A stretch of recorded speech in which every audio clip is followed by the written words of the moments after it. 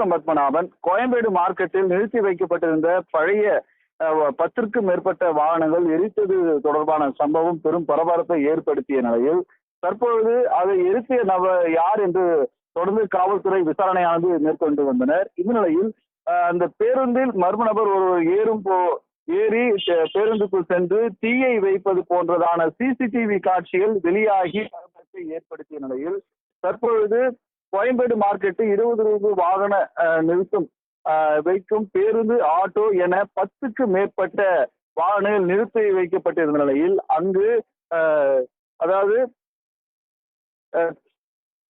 PT பிடிக்க சென்றதாக ஒரு நபர் அதாவது பேருந்துக்குள் ஏறியதாக கூறப்படுகிறது. பழனி முத்து என்ற நபர், அவர் அரியலூர் மாவட்டத்தை சேர்ந்தவர் என்றும் அவர் அதாவது பேருந்துக்குள் ஏறி பீடி பிடிப்பதற்காக சென்றார் என்று அவர் காவல்துறை விசாரணையில் அதாவது தெரிவித்திருந்தார்.